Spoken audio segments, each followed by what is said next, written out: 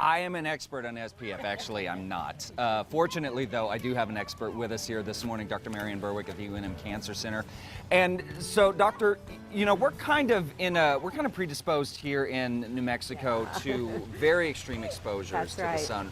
We are at a high altitude, and we have sun 300 plus days of the year. That's right. So we get a lot of sun exposure. So the first question that I should ask, what sort of things should we be mindful of when it comes to our skin that we should be checking on a regular basis? And how many times should we be checking our skin for malignancies? Okay, so it's really important to check your skin regularly, have someone else look at it.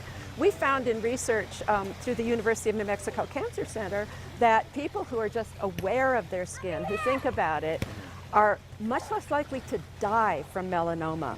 So what you need to do is maybe once a month or so, especially this time of year is really good because you've been out in the sun. But look for spots that might be changing.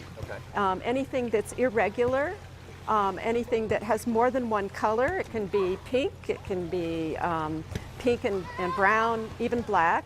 And a large diameter, something that's larger than a pencil eraser. And if you see that, then you go see your dermatologist. Gotcha. It's really important because you can save your life. Sure, absolutely. So I think it's important that you said looking for things that are irregular shapes. That's right. Okay. So now we've got some really great things here that that you would recommend. So let's talk about some of the do's and don'ts of wardrobe. You know, we just talked about the fashion faux pas, but now we're talking about saving our lives, protecting ourselves from skin cancer. So let's talk about these items here and what's good for both the men and the women. Okay. Well, certainly a broad-brimmed hat is very, very helpful. Any barrier that you place between yourself and that sun is very good. Now, that's my hat. Not anymore! Looks good on you. And then some nice sunglasses that are dark. Oh, those are good. Yeah, okay. Yeah, these I bought in Hawaii. Ooh, look at you, fancy. Yeah, and then a nice long sleeve, even a loose weave shirt. Okay.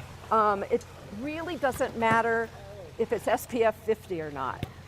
A loose weave will protect you just as much. A loose weave, okay. And this is a nice linen shirt, so it breathes really well during the summer. Very comfortable. Gotcha. And linen pants. Now you're getting sunburned.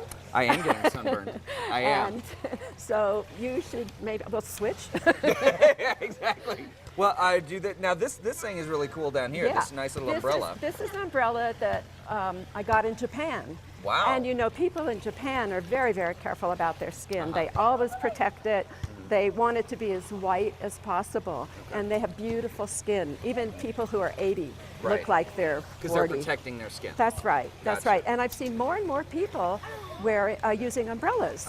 So hopefully some very pretty ones will show up in the shops. Yeah, absolutely. This is gorgeous. Yeah.